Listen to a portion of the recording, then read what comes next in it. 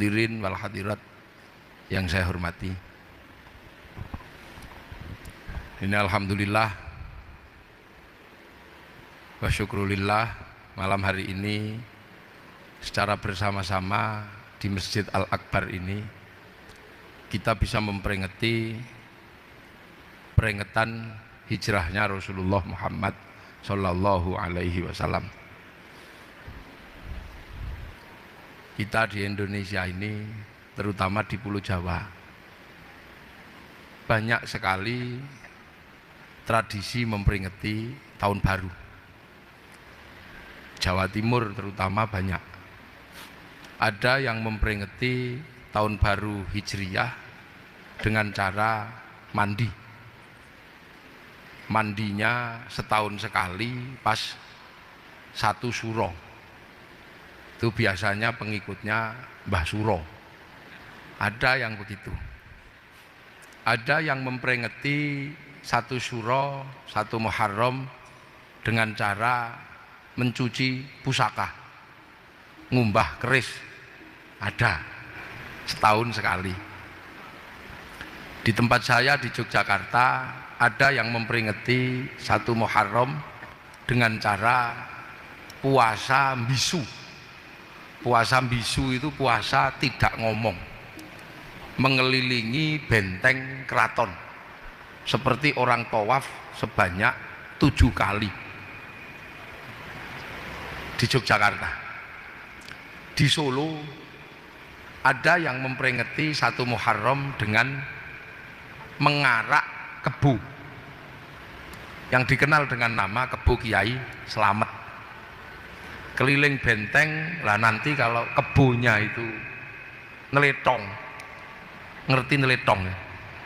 Kebunya itu kalau neletong itu nanti dibikin royoan. Loh, ojo guyunya. Nanti kebu taeknya itu, teletongnya itu bikin royoan. Yang belum punya suami, pengen punya suami, tabarukan teletong kebu. Yang jual mobil nggak laku-laku, tabarukan teletong ke kebu. Berarti kalau kebunya sudah mulai jengking gitu, udah itu sudah ancang-ancang kayak orang mau lari itu, kayak orang maraton lari udah. Nanti kalau begitu telepok itu udah royoan. Nanti ada yang kebagian segegem, ada yang kebagian sak duledok, ada yang kebagian di tubuhnya karena kecipratan, nanti dikumpulkan terus dibawa pulang. Nah, ini cara-cara yang berbeda. Ada yang pengajian. Di Dubai memperingati satu Muharram dengan menyalakan petasan di Tower Al Buruj, itu di Dubai. Di Malaysia sama, memperingati dengan lari pagi, lomba. Kalau di sini lari berhadiah umroh dan sepeda, jalan bersolawat. Di Brunei juga sama meriahnya. Di Jeddah keramaian luar biasa menyambut satu Muharram. Yang tidak ada itu cuma satu, menyambut satu Muharram. Di mana? Di Saudi Arabia. Kenapa nggak ada? Ya karena di sana sudah ada makam Rasul, ada Ka'bah, ada. Lah di sini Ka'bahnya triplek ya. Nah, ini menandakan bahwa orang yang jauh sangat bersyukur ketika kebagian Islam. Nah, ini jangan kemudian ada yang suka olok-olok ya. Sekarang ada yang suka olok-olok. Peringatan itu nggak ada tuntunannya. Sudah, itu orang yang sudah nggak usah dipikir. Wong kita ini negeri yang jauh. Indonesia adalah negeri yang jauh yang pengen memperingati apapun yang dilakukan oleh Rasulullah. Mulai lahirnya kita peringati, Isra Mi'rajnya kita peringati, turunnya Quran kita peringati, hijrahnya kita peringati. Untuk apa? Agar orang yang jauh kayak kita ini tidak lupa terhadap apa? Terhadap Rasulullah Muhammad Sallallahu Alaihi Wasallam. Nah, kebetulan malam hari ini kita memperingati dengan bikin pengajian di rumahnya Allah di Masjid Al-Akbar Surabaya. Nih, ini salah satu cara tasyakur memperingati satu Muharram. Yang mandi setahun sekali ya silahkan, nggak apa-apa. Wong maunya mandi cuman setahun sekali. Yang puasa bisu silahkan, yang nyuci keris ya silahkan, nggak apa-apa. Ya, nah ini kita ngaji malam hari ini memperingati satu Muharram. Para hadirin yang berbahagia, ya. Jadi Hijriyah ini ada yang kita peringati ini Hijriyah Rasul. Ini sudah sangat banyak yang menjelaskan bagaimana Rasul hijrah dari Makkah ke Madinah. Nah, ini sudah sangat banyak yang menjelaskan. Maka peringatan Hijriyah ini saya ingin menjelaskan, setelah Rasulullah itu hijrah, Islam itu jadi diikuti oleh orang-orang yang hanya ada di sekitar Arab. Rasul meninggal, umatnya hanya sampai di sekitar Makkah dan sekitar Madinah. Rasul meninggal, umatnya belum sampai Indonesia. Umat Rasulullah meninggal paling jauh hanya sampai di Ethiopia. Hanya di Ethiopia, kemudian sampai teng Yaman. Dereng dugi Indonesia, belum sampai sini. Maka cerita tentang Rasulullah hidup belum sampai ke Indonesia, hanya diceritakan di sekitar Makkah, di sekitar Madinah. Bahwa Rasul manusia mulia, punya sifat siddiq, amanah, tabligh, fatonah. Ini hanya seputaran yang menikmati seputaran orang Makkah, orang Madinah. Orang Indonesia belum menikmati nikmat iman. Makanya kalau kita berbicara Hijriyah, saya lebih ingin menjelaskan bagaimana proses hijrahnya Islam dari Arab sampai ke Indonesia. Ini ya, karena sekarang yang banyak salah paham itu terkait hijrahnya Islam ke Indonesia. Ini yang banyak salah paham, sehingga akhir-akhir ini khilafiyah malah banyak terjadi di kalangan kaum muslimin. Islam ini memang dicipta oleh Allah menjadi rahmatan lil alamin. Seluruhnya dicipta untuk mendapatkan nikmat iman. Lah kita ini ya termasuk orang yang sangat jauh dari Rasulullah. Kalau kita melihat Rasul itu di sekitar Makkah dan di sekitar Madinah, kalau sampean haji ya, kita datang ke Mesir, setelah Mesir masuk ke Afrika. Afrika itu negeri yang tidak jauh dari Arab, hanya ngelompati Mesir. Itu tidak kebagian agamanya Allah Subhanahu wa ta'ala. Eropa ini hanya ngelewati negara namanya Maroko. Dari Maroko ngelewati kampung namanya Casablanca, terus Tangier. Ini juga nggak kebagian agamanya Allah Subhanahu wa ta'ala. Nah, kita ini di Indonesia yang sudah sangat jauh, kita masih kebagian agamanya Allah Subhanahu wa ta'ala. Kita ini jauh, naik pesawat sudah 9 jam, 10 jam. Ini negeri yang sangat jauh, negeri yang mungkin tidak ada dalam kamusnya para sahabat. Sebutannya apa? Negeri Rasulullah itu disebut negeri Arab. Keluar Arab dikit namanya A'robi, mirip orang Arab. Itu sampai di Yaman, sampai di Suriah, itu sebutannya A'robi, sudah mirip orang Arab. Sampai di Persia atau Iran, ini disebut musta'riba, orang yang suka memirip-miripkan diri dengan orang Arab. Sampai di India itu disebut ajam. Ajam itu India, yang masih besar-besar, cantik-cantik itu disebut Ajam. Nah kalau kita ini kira-kira sebutannya apa? Yang sudah kecil-kecil, ireng-ireng, jelek-jelek, rembes-rembes ini kira-kira sebutannya apa? Itu sudah nggak ada dalam kamus ukuran bahasa. Tapi hari ini orang-orang yang kecil-kecil, jelek-jelek ini, rembes-rembes ini, yang tidak ada kamusnya dalam sebutan Arab, A'robi, Musta'ribah dan Ajam, hari ini Islam Indonesia menunjukkan kekuatannya menjadi Islam terbaik di dunia. Ketika Islam yang ada di Suriah runtuh, ketika Islam yang ada di Afghanistan runtuh, yang ada di Eropa musnah, kekuatan Islam terbesar hari ini ada di Indonesia.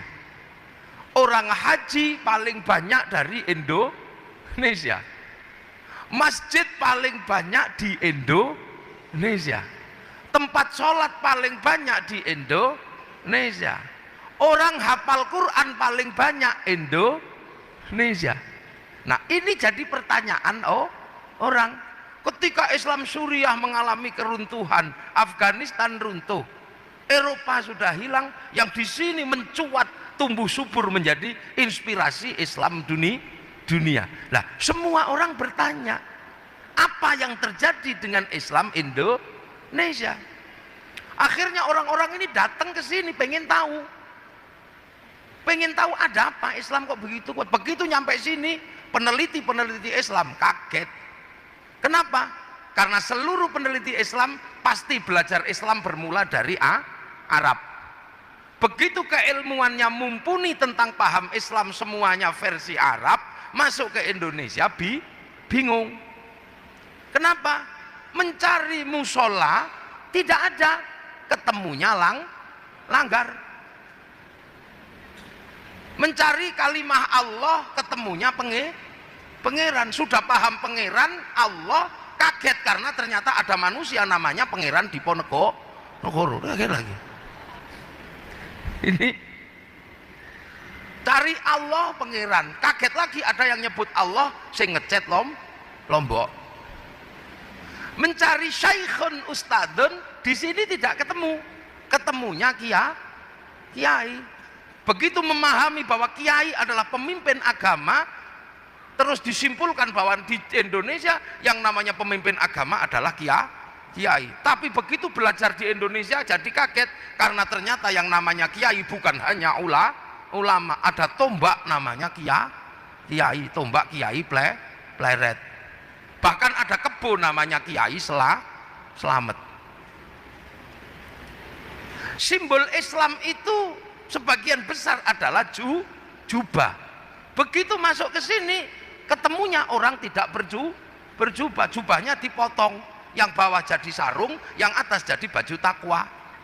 Kalau masih kainnya sisa jadi serban. Lah, dari sana bahwa memahami kalau Islam itu pasti punya jenggot. Begitu sampai di sini bingung kok rata-rata tidak ada jenggotnya.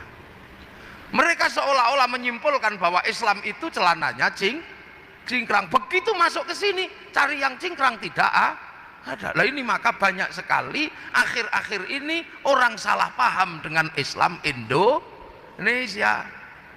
Sehingga ketika salah paham dia tidak mau belajar lebih dalam karena mereka sudah punya ilmu, sehingga ilmunya untuk menganalisis Islam Indonesia. Lah akhirnya tidak nyambung.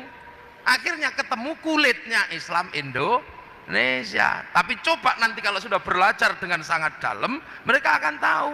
Apalagi kalau belajarnya ke Surabaya. Karena biang keroknya Islam itu awalnya dari Surabaya. Yang menyebabkan Islam ini berkembang ke seluruh Indonesia itu awalnya dari orang Surabaya. Namanya siapa? Raden Rahmat Sunan Ampel. Jadi kalau berbicara Islam Indonesia, bagaimana membawa Islam yang lahir dari Arab sampai ke sini, jangan sekali-sekali meninggalkan Sunan Ampel, karena beliau adalah kunci Beliau punya murid namanya Datuk Ribandang, menyebarkan Islam ke kawasan timur, bertempat di Gunung Bawakaraeng, Sulawesi, yang menjadi sebab berkembangnya Islam di Indonesia timur. Beliau punya anak murid namanya Sunan Bonang. Sunan Bonang punya murid namanya Hatib Dahyan. Hatib Dahyan bergerak ke Kalimantan, menjadi sebab berkembangnya Islam di Kalimantan dan menjadi cikal bakal kerajaan Islam se-Kalimantan. Sunan Ampel punya murid namanya siapa? Namanya Aryo Dilah. Aryo Dilah atau Raden Husein bergerak ke Semenanjung Sumatera, menjadi sebab berdirinya kerajaan-kerajaan Islam di Sumatera. Sunan Ampel punya anak namanya Sunan Bonang. Sunan Bonang punya murid Sunan Kalijogo, yang menjadi sebab berkembangnya Islam ke seluruh pedalaman pulau Jawa. Nah ini yang kadang orang tidak mau mempelajari ini, makanya kadang pangling dengan Islam di Indonesia. Islam datang pertama keluar dari Arab, ya. Keluar dari Arab setelah Rasulullah, yang paling jauh itu bergerak ke Basrah. Basrah itu sekarang Irak. Siapa yang ke situ? Yang ke situ Sayyidina Ali bin Abi Thalib. Nah, begitu Sayyidina Ali ini bergerak ke Basrah, jadi gubernur di situ, orang Basrah sangat berterima kasih. Sebab apa? Orang Persia adalah orang terbaik sebelum Rasulullah, bangsa yang paling beradab sebelum Rasulullah, tapi kalah pamor ketika Rasulullah lahir. Maka orang Persia sangat menginginkan Rasulullah untuk datang ke Persia.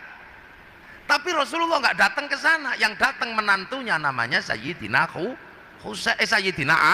Ali. Akhirnya Raja Persia namanya Raja Rustam besanan sama Sayyidina Ali, ngambil menantu Sayyidina Husain. Karena Raja Rustam ini masuk Islam, yang sebelumnya beragama Majusi. Lah orang Majusi itu punya Tuhan api. Tuhannya ditaruh di bangunan yang sangat tinggi, namanya Manaro. Setelah masuk Islam, bangunan tingginya masih, tapi apinya dibuang. Akhirnya punya Manaro di depan masjid. Sehingga orang melihat ini masjid ada Manaronya, kok bagus. Maka setelah itu hampir semua masjid membuat Manaro tanpa api Persia. Sehingga sampai Surabaya dikenal dengan nama Menoro. Loh, ini perkembangan ya. Kemudian Sayyidina Husain punya anak Sayyid Ali Zainal Abidin. Sayyid Ali Zainal Abidin ini adalah orang yang selamat dari perang antara Yazid bin Muawiyah sama Sayyidina Husain. Seluruh keluarga cucu Nabi meninggal pada tanggal 10 Muharram. Meninggal semua, tersisa satu, namanya Sayyid Ali Zainal Abidin. Lah ini maka kemudian Sayyid Ali Zainal Abidin ini bergerak keluar Arab. Punya anak namanya siapa? Punya anak namanya Sayyid Muhammad Baqir. Sayyid Muhammad Baqir semakin jauh dari Arab keluar bawa Islam. Punya anak namanya Sayyid Ja'far Shodiq. Punya saudara namanya Sayyid Musa Kadzim. Dari Sayyid Ja'far Shodiq lahir anaknya namanya Sayyid Ali Uraidi. Sayyid Ali Uraidi punya anak namanya Sayyid Muhammad. Semakin jauh keluar, punya anak namanya Sayyid Ubaidillah. Sayyid Ubaidillah punya anak namanya Sayyid Isa An-Naqib. Punya anak namanya Sayyid Ahmad Al-Muhajir. Punya anak namanya Sayyid Alwi, tambah jauh. Punya anak Sayyid Muhammad. Punya anak Sayyid Alwi, tambah jauh. Punya anak namanya Sayyid Ali Kholiq Qosam, tambah jauh. Punya anak namanya Sayyid Ahmad Sohib Mirbat. Punya anak namanya Sayyid Alawi Amil Faqih. Punya anak namanya Sayyid Abdul Malik. Lah Sayyid Abdul Malik sampai Mongolia. Sayyid Abdul Malik punya anak namanya Sayyid Ahmad Jalaluddin. Lah negeri Campa sama negeri Aman ini perang, saudara perang, maka mendatangkan Sayyid Ahmad Jalaluddin. Jalaluddin untuk menjadi juru damai di Kamboja situ. Sampean bisa bayangkan, dua kerajaan Hindu berperang, juru damainya orang Islam. Betapa hebatnya orang Islam. Wong Hindu tawur kok juru damainya orang Islam. Begitu rukun kerajaan diberikan pada Sayyid Ahmad Jalaluddin. Punya anak namanya Sayyid Muhammad, punya anak namanya Sayyid Jamaluddin Al-Husaini Al-Kabir, turun ke tanah Jawa, dikenal dengan nama Syekh Jumadil Kubro. Loh ya. Ini tak urut biar nanti nih, ngajinya nanti jam 1 ya. Ini ngurut dulu biar nanti tidak keliru. Nah, begitu Syekh Jumadil Kubro sampai sini kaget. Loh, kok ada orang di sini ternyata nggak gede. Orangnya kecil-kecil, rembes-rembes, pesek-pesek, ini gimana ini gitu. Untung Allah sudah menyatakan dalam Al-Quran, ya ayuhan nas, hei manusia, inna khalaqnakum min dzakari wa unsa wa ja'alnakum syu'uban wa qabaila. Ku bikin kalian berbangsa-bangsa. Syekh Jumadil Kubro ketemu dengan bangsa Nusantara yang kecil-kecil, elek-elek, rembes. Ini bagaimana? Begitu ketemu di sini paling susah. Kenapa? Karena Sayyid Jamaluddin Al-Husaini Al-Kabir adalah orang yang alim dalam ilmu Al-Quran. Ternyata begitu sampai sini kaget. Kenapa? Karena ketemu dengan bangsa kecil-kecil, jelek-jelek, rembes-rembes, tapi punya peradaban yang sangat maju. Jadi sampean jangan membayangkan Islam datang itu ketemu dengan hutan belantara, ketemu bangsa yang maju yang dikenal dengan bangsa Mojopahit. Sebuah bangsa yang menguasai 2/3 dunia, punya kitab rujukan politik yang namanya Negara Kertagama, punya kitab sosial yang sangat baik yang namanya Suta Soma, rujukan dunia. Belanda mengambil kitab Negara Kertagama, hukumnya dijadikan hukum Belanda. Sekarang Belanda punya hukum terbaik dunia, sehingga mahkamah internasional ada di Den Haag, Belanda. Ini kuncinya di sini. Jadi jangan sampai kemudian kita salah. Jadi Islam datang, Syekh Jumadil Kubro ketemu dengan bangsa yang sangat maju, menaklukkan bangsa-bangsa dunia. Sebelum Majapahit, Mongolia sudah dikalahkan di tanah Nusantara. Padahal Mongolia adalah negara terkuat di dunia, penakluk Eropa, penakluk Arab. Masuk sini kalah kabut. Utusannya namanya Menci dipotong telinganya. Oh iya, di sini. Bangsa yang sangat maju. Syekh Jumadil Kubro mau bercerita tentang surga yang airnya mengalir. Di sini air banyak sekali. Piye nek cerita ini? Mau cerita tentang air mengalir, kini Kalimas banjir. Kali Berantas airnya banyak. Mau bercerita buah-buahan isi surga, orang sini penuh buah-buahan, bahkan cipluan aja banyak. Susah menceritakan orang sini. Diceritakan kekuasaan yang hebat, orang sini sudah punya kekuasaan Majapahit. Diceritani harta benda, maka di sini tidak laku. Karena hayam buruk kalau makan, piringnya dilempar ke segoro anak-anakan. Ini bangsa yang kuat, bangsa yang maju. Makanya kalau ada cerita bahwa Islam disebarkan oleh saudagar, sayalah orang yang tidak bisa menerima teori itu. Kenapa? Saudagar tidak mungkin mengajarkan agama. Karena di Nusantara sebelum Islam datang, sudra itu adalah saudagar. Saudagar itu sudra. Sudra nggak boleh ngomong agama. Yang boleh ngomong agama hanya Brahmana, orang yang sudah meninggalkan dunia. Kasta di bawahnya namanya kesatria, kasta para raja. Para raja tidak boleh ngomong agama, mengurusi dunia. Di bawah para raja ada kasta Waisya, kastanya pegawai negeri, nggak boleh ngomong agama. Kasta di bawahnya ada kasta sudra, pedagang, petani, tukang, itu sudra, tidak boleh ngomong agama. Di bawahnya ada kasta namanya paria, kastanya para pengemis.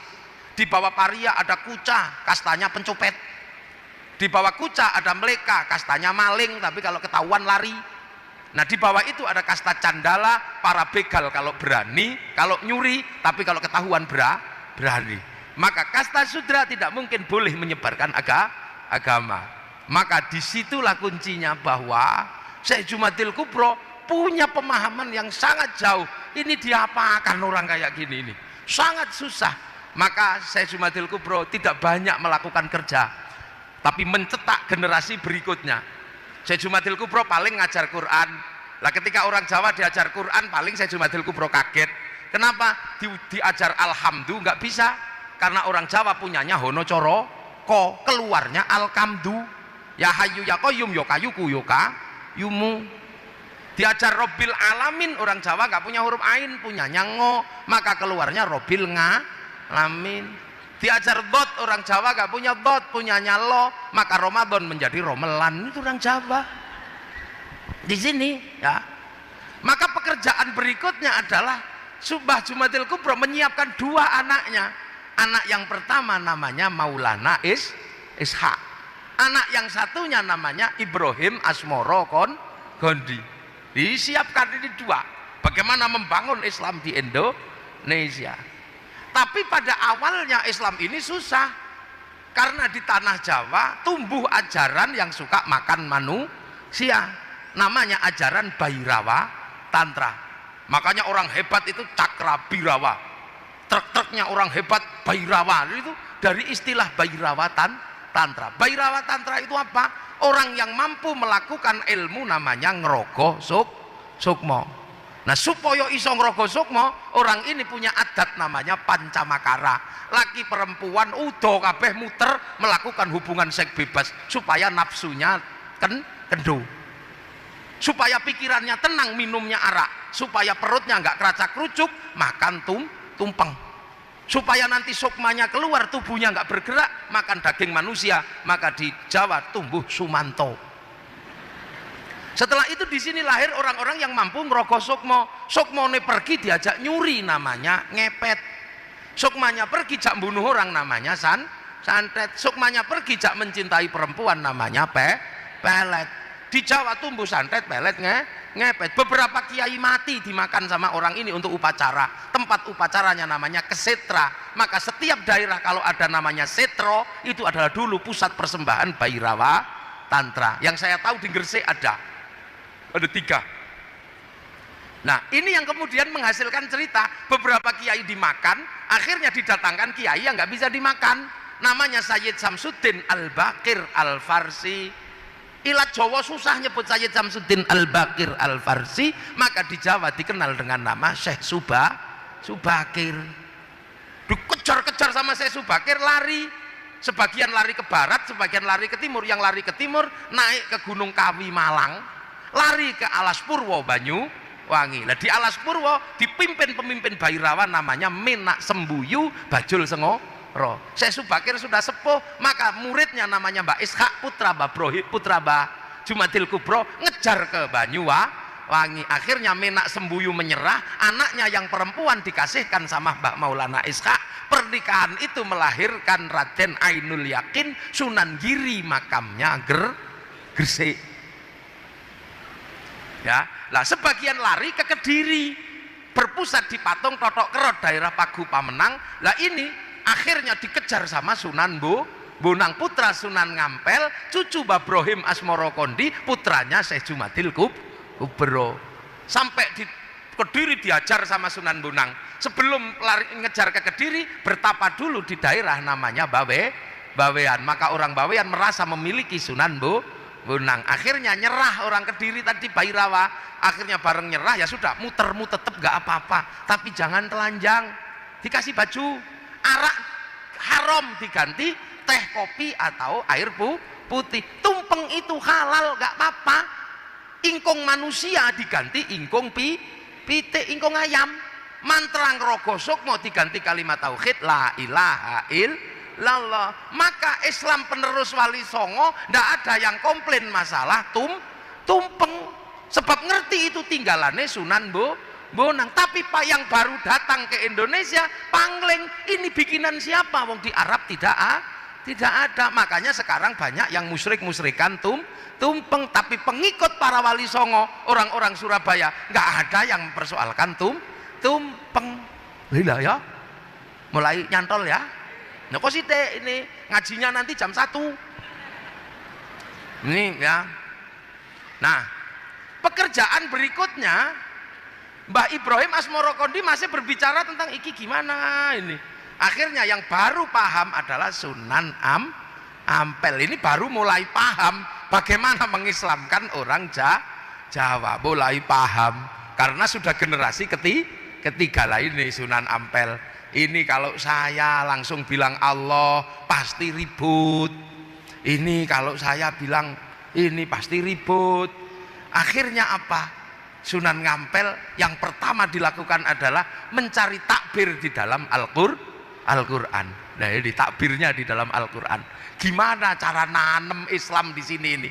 Nah maka Mbah Ngampel ketemu takbir ayat Al-Quran apa? Mathaluhum fit Taurat wa mathaluhum fil Injil kazar'in akhraja syat'ahu fa'azarahu fastaghlaba fastawa ala suqih yu'jibu zurra al-yaghidhu bihimul kuffar. Islam itu sudah digambarkan di Taurat dan Injil seperti tanaman kazar'in akhraja syat'ahu kang metu napa nggih? Syat'ah niku nek cara anakan saking bonggol niku lho napa nggih? Akan metu anak-anakane sing tukul teko bonggoli. Akhraja syat'ahu fa'azarahu. Lah mengko terus kembang mbokne karo anake niki wohe bareng. Fastaghlaba terus ngempel. Fastawa ala suqih terus akhirnya ngebaki pasar medeni wong kafir. Tanduran sing metu tungute niki terus mbokne apa bar metu sungute terus mbokne karo anake wae barengi apa? Ternyata kejawab itu tanaman padi yang seperti itu. Maka kemudian Sunan Ngampel mengambil ibrah dari menanam padi menjadi cara menanam Islam di tanah Jawa. Padi itu kalau di atas tanah ditotol sama burung, maka ditanam di bawah tanah. Pas karena yang punya sawah Mojopahit. Kalau ditanam di atas, Mojopahit punya tanaman pisang, kita nanam jagung, jagungnya ditebang. Maka tanam bahwa Allah tanam nama pengiran. Allah ditanam dengan apa? Syekhun Ustadun dengan nama kiai. Tilmidun muridun dengan ditanam dengan santri. Musola dengan langgar. Terus dobo syahadah dengan nama kalimo sodo syahadaten sekaten. Itu ditanam terus sama Sunan Ampel. Makanya karena ditanam terus, akhirnya Sunan Ngampel bikin tembang lir tandure wusu milir. Nek sing tak tandur ini sudah tumbuh belum? Sudah tumbuh belum? Maka begitu tanaman ini banyak, sudah ditanam dengan cara lokal, gak kelihatan. Maka Sunan Ngampel ngirim Raden Husein untuk ngabdi ke Mojopahit, kakaknya Raden Fatah. Di sana cuman disuruh nanya, nanti kamu lihat orang Islam sudah banyak apa belum? Begitu masuk orang ditanya, kamu kok kesini mau ngapa? Saya mau ngabdi. Lah tandurmu sing mbok tinggal bagaimana? Tandur kula pun ijo royo iki Islam, taruh benteng sebelah kanan. Kalau yang nggak Islam ditanya, tandurmu gimana? Wong tandurku entek dibadhok pereng. Oh iki ora Islam kiwa. Mbok blimbing, ya blimbinge ora iso tak penek sebab lunyu. Oh iki Islam gele benteng tengen. Nek ra Islam tandang blimbingmu piye? Wis entek dibadhok codot. Oh ndak Islam. Begitu benteng kiri, benteng kanan sudah banyak, dikabarkan kepada Sunan Ngampel sudah banyak. Ketika dikabarkan sudah banyak yang ndak sabar pengen secepatnya ngantem Mojopahit. Akhirnya tumbuh orang yang sangat keras pengen secepatnya menghancurkan Mojopahit karena ada kabar sudah banyak di benteng kanan, benteng kiri. Lahirlah pasukan jihad pertama di dalam Islam di tanah Jawa, dipimpin Mbak Usman Sunan Ngudung. Mbak Usman Sunan Ngudung bapaknya Sunan Kudus, dibantu Mbak Abdul Qadir Sini Tan Kimhan langsung nyerbu Mojopahit, tapi Mojopahit masih sangat kuat sehingga pasukan pertama tumpes di tangan Majapahit. Seluruh kuburannya sekarang bisa kita ziarahi di Troloyo, Trowulan, Mojokerto, namanya kuburan Srengenge. Jadi itu kuburan FPI pertama atau Laskar Jihad pertama di situ. Akhirnya ndak bisa, ini harus tetap dengan cara yang halus. Maka akhirnya cara kebudayaan ditempuh bukan dengan kekerasan karena mati. Akhirnya ngajarkan pengen jadi orang baik, iya, kalau pengen jadi orang baik jangan lupa jempol. Jempol itu apa maknanya?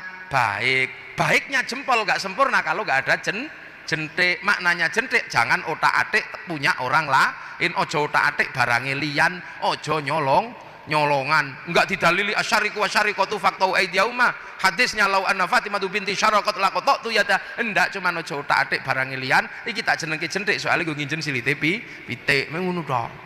Iki jari manis dadi wong sing manis ning ojo manis-manis rai, ojo dadi penjilat. Iki penunggul dadi wong sing unggul tapi ojo sombong. Iki penuduh nek iso nuduhke wong sira dadi jempol. Tapi karepe nek wis jempol kabeh kudu dimusnahkan. Seluruh yang jelek harus dimusnahkan. Mula digekke lagu jentik penunggul patenono ojo di dulur tuwa malati. Jadi walaupun sudah menang jangan semena-mena. Nek ada manten baru depan rumah suruh ngasih cengkir gedang tebu, aku wis kenceng pikirku, mantenku wis tak geget-geget, wis tak gadang-gadang, aku wis mantep gedang mlebu. Begitu. Kalau bikin rumah suruh bikin kasih pisang di atas wuwungan, supaya apa? Supaya nek tukangnya lapar ndak naik turun cari makanan. Saya golek lho itu cara-cara. Yang paling susah adalah mengajarkan bagaimana orang itu meninggal. Kalau ajaran Hindu meninggal adalah reinkarnasi, lah kalau Islam inna lillahi wa inna ilaihi roji'un.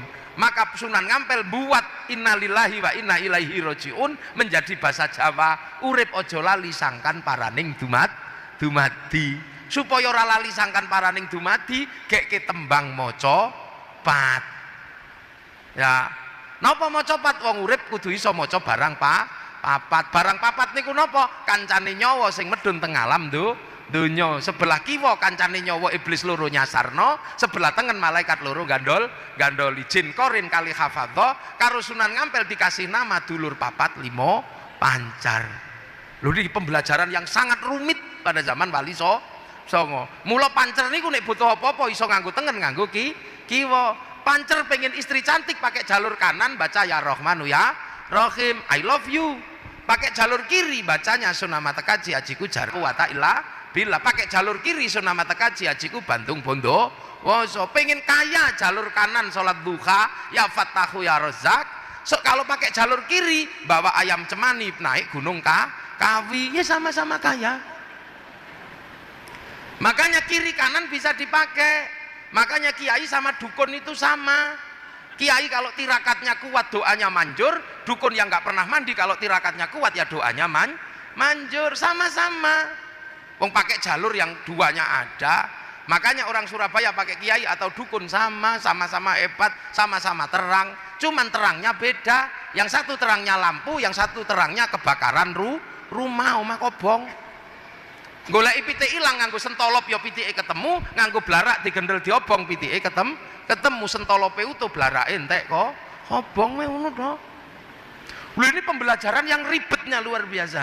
Maka tembang yang pertama namanya tembang mocopat itu Mas Kumambang, kemambange nyawa medun alam donya. Setelah Mas Kumambang tembange mijil, menungso mijil lahir lanang lahir wedok. Setelah mijil tembangnya kinan kecil-kecil sangoni kanti agomo kanti akhlak diajar ngaji. Kalau nggak cepat diajar ngaji ki nanti anak menungso kesusul tembang sinom bakal dadi cah nom wis mulai blek. Apa meneh nek wis bar sinom tembange asmara dono mulai jatuh cinta ke taman asmara taek kucing rasa coklat. Nek wis bar asmara dono tembange gambuh jumbuh lanang wedok bangun rumah tangga. Kalau setelah itu tembangnya dandangku gula dandang pahit, gula legi merasakan manis pahitnya kehidupan. Setelah itu tembangnya durmo, mana dharma bakti hidupmu?